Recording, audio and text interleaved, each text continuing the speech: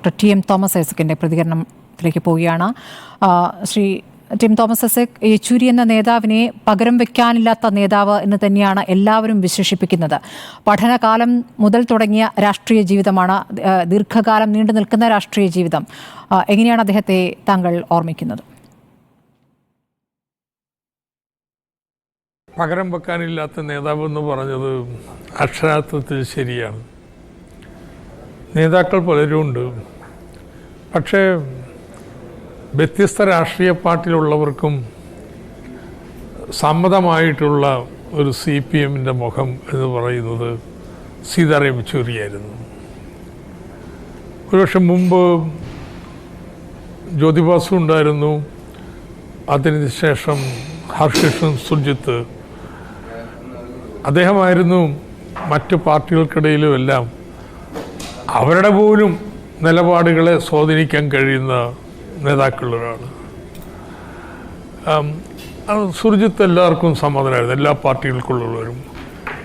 മറ്റു പാർട്ടികൾ ചിലപ്പോൾ ഉപദേശത്തിന് പോലും സുർജിത്തിൻ്റെ അടുത്ത് വരാറുണ്ട്. അദ്ദേഹത്തിൻ്റെ ദേഹവിയോഗത്തിന് ശേഷം ആ ഒരു സ്ഥാനം ഏറ്റെടുത്തത് സീതാറാം യെച്ചൂരിയാണ്. കാരണം സീതാറാം യെച്ചൂരി വളരെ ഹാർഷായിട്ടുള്ള വർത്താനമില്ല, ഇൻഫോർമലായിട്ട് കാര്യങ്ങൾ പറയാനറിയാം എന്ന് മാത്രമല്ല രാഷ്ട്രീയത്തിനപ്പുറമുള്ള സൗഹൃദങ്ങളൊക്കെ പാലിക്കുകയും ചെയ്യും. അപ്പം പാർലമെൻറ്റിൽ തന്നെ മറ്റ് പാർട്ടികളുടെയൊക്കെ നേതാക്കന്മാരുമായിട്ട്, ഇപ്പോൾ ഉദാഹരണത്തിന് സീതാറാം JNUവിലെല്ലാം SFIയുടെ നേതാവായിരിക്കുമ്പോൾ ജെയ്റ്റ്ലി അന്ന് ABVPയുടെ നേതാവാണ്. ജെയ്റ്റ്ലി എന്നോട് അദ്ദേഹത്തെക്കുറിച്ച് വളരെ പുകഴ്ത്തി പലരും പല കാര്യങ്ങളും പറഞ്ഞിട്ടുണ്ടെന്ന് മാത്രമല്ല പാർലമെൻറ്റിലും എല്ലാം അദ്ദേഹം സീതാറാമിനെ കാണുകയും വർത്തമാനം പറഞ്ഞതിൻ്റെയും ചില കാര്യങ്ങളിൽ ക്ലാരിഫിക്കേഷൻ മേടിച്ചതിൻ്റെയും പാർട്ടിയുടേത് GST കൗൺസിലെ ചില തർക്കങ്ങളിലൊക്കെ അദ്ദേഹത്തെയും കൂടി വിശ്വാസത്തിലെടുത്തിട്ട് കൊണ്ടുപോകാനൊക്കെ ജയിലിൽ നേരിട്ട് അദ്ദേഹം സംസാരിക്കുമായിരുന്നു. അപ്പോഴാണ് മനസ്സിലാക്കിയത് ഇങ്ങനെ ഇത്രയും ഒരു സമ്പന്നമായിട്ടുള്ള വ്യക്തിബന്ധങ്ങൾ ഉണ്ടാവുക മാത്രമല്ല അത് പുലർത്തുകയും ചെയ്യുന്ന നേതാവാണ്. അപ്പോൾ ഇന്ത്യ മുന്നണി അതിൽ അത് CPMൻ്റെ പാർലമെൻറ്റിലെ അംഗമൊക്കെ കുറവാണെങ്കിലും അതിൻ്റെ ഒരു രാഷ്ട്രീയ സാന്നിധ്യമായിട്ട് എല്ലാവരോടും നയകാര്യങ്ങൾ ചർച്ച ചെയ്യാൻ പറ്റുന്ന അതിനുള്ള ബന്ധമുള്ള ഒരു നേതാവായിരുന്നു സീതാറാം യെച്ചൂരി. അതുകൊണ്ടാണ് പകരം വെക്കാൻ പറ്റാത്ത നേതാവെന്ന് പറയുന്നത്. അങ്ങനെ ഒരു സീറ്റിലിരിക്കാൻ പറ്റിയ അധികം പേര് ഇല്ല, അതാണ് യാഥാർത്ഥ്യം. പിന്നെ പഠിക്കണ കാലത്ത് നന്നായിട്ട് പഠിച്ചിട്ടുണ്ട്. പ്രകാശ് കാരാട്ട് JNU തുടങ്ങുമ്പോൾ JNUവിൻ്റെ പ്രസിഡൻ്റായിരുന്നു. അതിനുശേഷം എനിക്ക് 4 വർഷം കൊണ്ട് കഴിഞ്ഞിട്ടാണ് സീതാറാമിൻ്റെ തലമുറ JNUവിൻ്റെ നേതൃത്വത്തിലേക്ക് വരുന്നത്. അടിയന്തരാവസ്ഥയ്ക്ക് തൊട്ടു മുമ്പ് അന്നുള്ള വലിയ സൗഹൃദ കൂട്ടായ്മ അദ്ദേഹം ഇപ്പോഴും നിർത്തുന്നുണ്ടെന്നുള്ളതാണ്. എനിക്ക് സീതാറാമുമായിട്ട് വിദ്യാർത്ഥി പ്രവർത്തനമായിട്ട് അദ്ദേഹം സെൻട്രൽ കമ്മിറ്റിയിലും ഞാനും ഉണ്ട്. സെൻട്രൽ കമ്മിറ്റിയിൽ അദ്ദേഹം സെക്രട്ടറി ആയിരിക്കുമ്പോൾ സെൻട്രൽ കമ്മിറ്റിയിലുണ്ടായിരുന്നു. അങ്ങനെയുള്ളൊരു ബന്ധം മാത്രമല്ല കേട്ടോ. ഈ അദ്ദേഹത്തിൻ്റെ JNU സാമ്പത്തിക ശാസ്ത്ര പഠന കൂട്ടായ്മ അധ്യാപകരുണ്ട്. പ്രഭാത് പട്നായിക്കിനൊക്കെ പോലുള്ളവർ, സഹപാഠികൾ CP ചന്ദ്രശേഖരനെ പോലുള്ളവർ, അവരൊക്കെ എൻ്റെയും കോമൺ ഫ്രണ്ട്സായിരുന്നു. അതുകൊണ്ട് പലപ്പോഴും അവരോട്ടൊക്കെ JNU പോകുമ്പോൾ സാർ പറയുമ്പോഴോ അല്ലെങ്കിൽ അവരിവിടെ വരുമ്പോൾ വർത്തമാനം പറയുമ്പോഴോ പലപ്പോഴും സീതാറാമിനെക്കുറിച്ച് സംസാരിക്കുകയൊക്കെ ചെയ്യുമായിരുന്നു. പിന്നെ ഒട്ടും മസിൽ പിടിക്കത്തില്ല വർത്തമാനം പറയാനേ, അങ്ങ് പറയാമെന്നുള്ള. പക്ഷെ പറയുന്നത് എന്തെങ്കിലും വർത്തമാനമല്ല, കൃത്യമായ രാഷ്ട്രീയമായിരിക്കും. കൃത്യമായിട്ടുള്ള സാമ്പത്തിക വിശകലനമായിരിക്കും. പക്ഷെ അതൊക്കെ അനൗപചാരികമായിട്ട് അങ്ങ് മനുഷ്യന് മനസ്സിലാവുന്ന ഭാഷയിൽ ഇംഗ്ലീഷിലാണ് പറയുന്നെങ്കിലും അതിനേക്കാൾ ലളിതമായിട്ട് കാര്യങ്ങൾ പറയാൻ പറ്റില്ല എന്ന് എനിക്ക് തോന്നിയിട്ടുണ്ട്. അത് അദ്ദേഹത്തിൻ്റെ അന്ന് പഠിക്കുമ്പോൾ പഠിച്ച കാര്യങ്ങൾ മാത്രമല്ല, അതിനുശേഷവും വായന അതിൻ്റെ കൂടി ഫലമായിട്ട് കിട്ടിയിട്ടുള്ള ഒന്നാണ്. അതും ഒരു ഘടകമാണ് പകരം വെക്കാനില്ലാത്ത നേതാവ് എന്ന് പറയുമ്പോഴും. താങ്കൾ വളരെ നന്നായി തന്നെ അദ്ദേഹത്തെ ഓർമ്മിച്ചെടുക്കുന്നു. ഈ താങ്കൾ പറഞ്ഞതുപോലെ അദ്ദേഹത്തിൻ്റെ ചെറുപ്പം മുതലുള്ള രാഷ്ട്രീയ ജീവിതം, പഠനകാലം മുതലുള്ള മസിൽ പിടിക്കാത്ത നേതാവ്, ആ തരത്തിൽ തന്നെ അദ്ദേഹത്തെ വിശേഷിപ്പിക്കേണ്ടി വരും. ബസവ പുന്നയെ കണ്ടെത്തുന്നു, BT രണദേവിക്കൊപ്പം പ്രവർത്തിക്കുന്നു, പിന്നീട് ഹർകിഷൻ സിംഗ് സുർജിത്തിനൊപ്പമുള്ള അദ്ദേഹത്തിന് യഥാർത്ഥത്തിൽ സുർജിത്തിൻ്റെ ഒരു പിൻഗാമി എന്ന നിലയ്ക്കാണ് അദ്ദേഹം ഓർമ്മിക്കപ്പെടുന്നത് എന്നുള്ളതാണ്. UPA കാലത്തെ ഒരു പാലം എന്ന രീതിയിലും അദ്ദേഹത്തെ വിവിധ പാർട്ടികൾ ഓർമ്മിക്കുന്നുണ്ട്. പ്രതിപക്ഷത്തെ പ്രധാനപ്പെട്ട നേതാക്കളെയെല്ലാം ഒരുമിപ്പിക്കുന്ന ഒരു പ്രശ്ന പരിഹാരകൻ എന്ന റോൾ എത്രത്തോളം നന്നായി അദ്ദേഹം നിറവേറ്റിയിട്ടുണ്ട്? ഉണ്ട്. ഈ മുന്നണിയിലെ പല തർക്കങ്ങൾ അത് CPM-ആയിട്ടുള്ള തർക്കമാവണമെന്നില്ല. മറ്റു പാർട്ടികൾ തമ്മിലുള്ള തർക്കത്തിലുമൊക്കെ സുർജിത്ത് എല്ലാവർക്കും അറിയാം മധ്യസ്ഥനായിരുന്നു. സീതാറാമും ആ രീതിയിൽ അത്രത്തോളം വരില്ല, സുർജിത്ത് എത്രത്തോളം വരത്തില്ല. പക്ഷേ പലരും പല പ്രശ്നങ്ങളുടെയും കുരുക്കഴിക്കാനായിട്ട് ബന്ധപ്പെടുമായിരുന്നു. ഇപ്പോൾ കോൺഗ്രസിൻ്റെ ഉള്ളിലും പല നേതാക്കന്മാരും സീതാറാമിനെ കൺസൾട്ട് ചെയ്യും.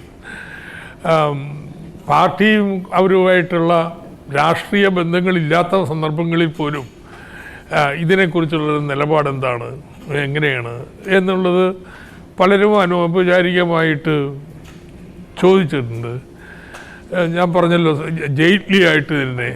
അപ്പോൾ ജെയ്റ്റ്ലിക്ക് അന്ന് AVP-യുടെ നേതാവാണ്, പക്ഷേ JNU-ലെ സീതാറാമിനെ കുറിച്ച് വലിയ അഭിപ്രായമാണ്. അത് അപ്പോഴും പിന്നീടും അവർ തമ്മിൽ സൗഹൃദത്തിന് രാഷ്ട്രീയം ശക്തമായിട്ട് എടുത്ത് പറയുമ്പോഴും എല്ലാം ചിലപ്പോൾ GST കൗൺസിലിൽ ഞാനെടുക്കുന്ന നിലപാടുകൾ കാര്യങ്ങൾ അത് വല്ലതും സംസാരിക്കാനുണ്ടെങ്കിൽ പാർലമെൻറ്റ് വെച്ച് അദ്ദേഹത്തോട് സംസാരിക്കുകയും വ്യക്തത വരുത്തുകയും ചെയ്യാറുണ്ട്. അപ്പോൾ ഈ പ്രശ്നം പരിഹരിക്കുന്നതിനാണ് ഇങ്ങനെ കുരുക്കുകൾ അഴിക്കാനായിട്ട് അത് അദ്ദേഹത്തിനൊരു രസമായിരുന്നു എനിക്ക് തോന്നുന്നത്. താങ്കൾക്ക് ആ ഓർമ്മയിൽ കേരളത്തിലെ കുരുക്കഴിക്കുന്നതിലെ കാര്യങ്ങളും താങ്കൾ ഓർക്കുന്നുണ്ടാകും. കേരളത്തിൽ പാർട്ടി വിഭാഗീയത കാലം, VS പക്ഷം പിണറായി പക്ഷം എന്നിങ്ങനെ രണ്ടായി നിന്നിരുന്ന കാലം, അതിൽ VS-നൊപ്പമായിരുന്നു യെച്ചൂരി എന്നുള്ളത് അപ്പുറത്ത് വിഭാഗത്തിന് ഒരു ചെറിയ പിണക്കമായി അവിടെ നിൽക്കുന്നുമുണ്ടായിരുന്നു. പക്ഷേ 2016 തെരഞ്ഞെടുപ്പിൽ VS-നെ മുൻനിർത്തിയുള്ള പ്രചാരണം, ഒടുവിൽ ആരാണ് മുഖ്യമന്ത്രി, VS ആണോ പിണറായി ആണോ എന്ന ആലോചനകൾ വരുമ്പോൾ രണ്ടുപേരെയും ഇരുത്തിക്കൊണ്ട് പിണറായി മുഖ്യമന്ത്രിയാകുന്നു എന്ന് പറയുന്നു, VS-നെ കേരള കാസ്ട്രോ എന്ന് പറയുന്നു. ഇങ്ങനെയൊക്കെയുള്ള കുറേ കാര്യങ്ങൾ ഉണ്ടായിട്ടുണ്ടല്ലോ. ആ കാലത്തെ അദ്ദേഹത്തിൻ്റെ ഇടപെടൽ എങ്ങനെയായിരുന്നു?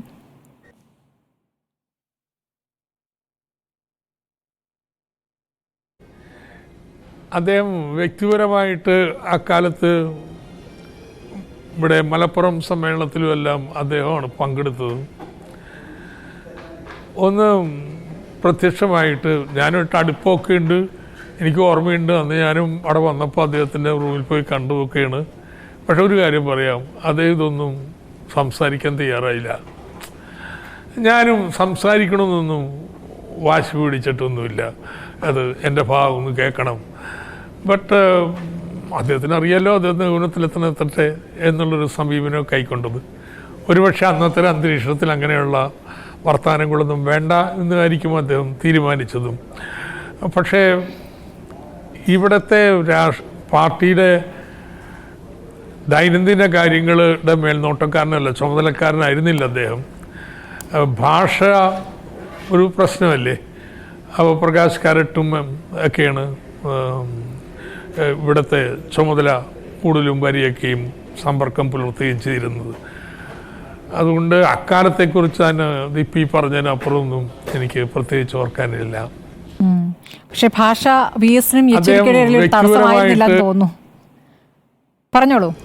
ഇവിടെ മലപ്പുറം സമ്മേളനത്തിലും എല്ലാം അദ്ദേഹമാണ് പങ്കെടുത്തത്. ഒന്ന് പ്രത്യക്ഷമായിട്ട് ഞാനൊരു അടുപ്പമൊക്കെ ഉണ്ട് എനിക്ക്. ശരി, CPM-ന് ദേശീയ തലത്തിൽ ഇനി ഇങ്ങനെ ഒരു നേതാവുണ്ടോ? താങ്കൾ നേരത്തെ പ്രയോഗിച്ചൊരു വാക്കുണ്ട്, മസിൽ പിടിക്കാത്ത നേതാവ്. അങ്ങനെ ഒരു ജനകീയ മുഖം, ചിരിച്ചുകൊണ്ട് പ്രതികരിക്കുന്ന, താങ്കൾ പറഞ്ഞ വലിയ വിശാലമായ ഒരു സൗഹൃദം, പഠനകാലം മുതൽ തുടങ്ങിയ സൗഹൃദം, ഏതൊക്കെ തലത്തിൽ ഏതൊക്കെ പാർട്ടികളിലുള്ളവർ അദ്ദേഹവുമായി അടുപ്പമുള്ളവരായിരുന്നു എന്നുള്ളത്. അപ്പോൾ ആ നിലയ്ക്ക് ഒരു ജനകീയ മുഖം ഇനി CPM-ന് ഇങ്ങനെ ദേശീയ തലത്തിലുണ്ടോ എന്നൊരു ചോദ്യമുണ്ട്.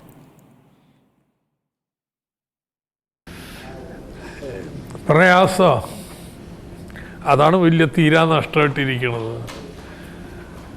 ആ ഒരു സീറ്റിലേക്ക് കടന്നിരിക്കാനായിട്ട് നേതാക്കന്മാരുണ്ട്, പ്രഗത്ഭരാണ്, നല്ല സംഘടനാ പാഠമുള്ളവരുണ്ട്, നല്ല രാഷ്ട്രീയപരമുള്ളവരുണ്ട്.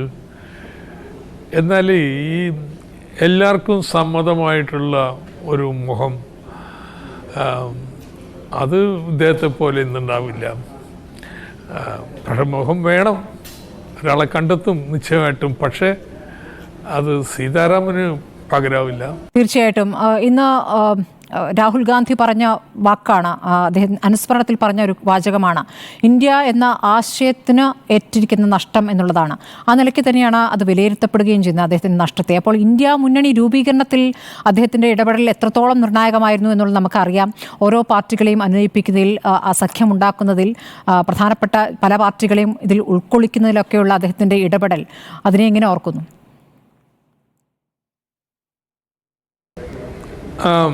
പാർട്ടിയിൽ പല നിലപാടുകളുണ്ടായിട്ടുണ്ട്. അതൊക്കെ എന്തെങ്കിലും വിഭാഗീയത കാര്യമൊന്നുമല്ല, രാഷ്ട്രീയ നിലപാടിൻ്റെ പ്രശ്നമാണ്. ഒരു വലിയ സംഘം ആളുകൾ ഈ ഇലക്ഷന് വേണ്ടിയിട്ടല്ലേ ഈ മുന്നണി ഉണ്ടാവണത്. അപ്പോൾ ഈ ഇലക്ഷൻ മാത്രം ജ്വരം പിടിച്ച് മുന്നണി ഉണ്ടാക്കാൻ നടക്കുകയല്ല വേണ്ടത്. നാട്ടിൽ ഉള്ള മറ്റു പ്രവർത്തനങ്ങളൊക്കെ ചെയ്യുക. ഇലക്ഷൻ വരുമ്പോൾ അപ്പോൾ മുന്നണിയുടെ കാര്യം നോക്കാം എന്ന് പറയുന്ന ഒരു ഒത്തിരിയുണ്ട്. അതുപോലെ തന്നെ ഇപ്പം അതും ചെയ്യേണ്ട, പക്ഷെ ഇപ്പോഴേ പറഞ്ഞു തുടങ്ങണം, ഇപ്പോൾ നിലപാട് വേണം എന്നൊക്കെയുള്ള അഭിപ്രായമുള്ളവരുണ്ട്. അപ്പോൾ വളരെ തീക്ഷ്ണമായിട്ടുള്ള തർക്കങ്ങളും എല്ലാം ഉണ്ട്.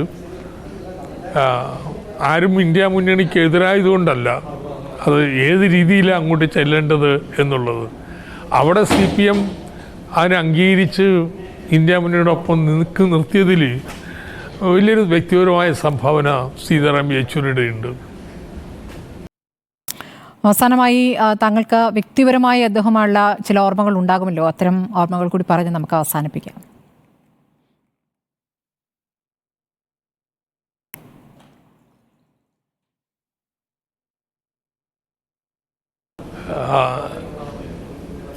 ഒത്തിരി ഉണ്ട്. ഞാൻ പറഞ്ഞ ഒരുപാട് സഹപ്രവർത്തകരൊക്കെ കോമൺ ആയിട്ടുള്ള സുഹൃത്തുക്കളൊക്കെ ഉണ്ട്. ഏറ്റവും അവസാനം പത്തനംതിട്ട തോറ്റു കഴിഞ്ഞപ്പോൾ യെച്ചൂരി വിളിച്ചു. ഇലക്ഷനൊന്നും കാര്യമൊന്നും ചോദിച്ചില്ല, എന്ത് പുസ്തകം ഇനിയിപ്പോൾ എഴുതാൻ പോണേ എന്നൊക്കെ ചോദിച്ച്. പക്ഷേ നമുക്ക് പറയാതെ അറിയാമല്ലോ അങ്ങനെ ഒരു സന്ദർഭത്തിലാണ് വിളിക്കണമെന്നുള്ളത്. അതാണ് ഇപ്പോൾ എനിക്ക് ഏറ്റവും അവസാനത്തെ ഓർമ്മ വരുന്ന ഒരു രംഗം എന്ന് പറയുന്നത്. എന്ത് രസമായിട്ടാണ് താങ്കൾ പറഞ്ഞത്. ശരിക്കും യെച്ചൂരി വ്യത്യസ്തൻ തന്നെയാണ്. വളരെ നന്ദി ശ്രീ തോമസ് ഐസക്.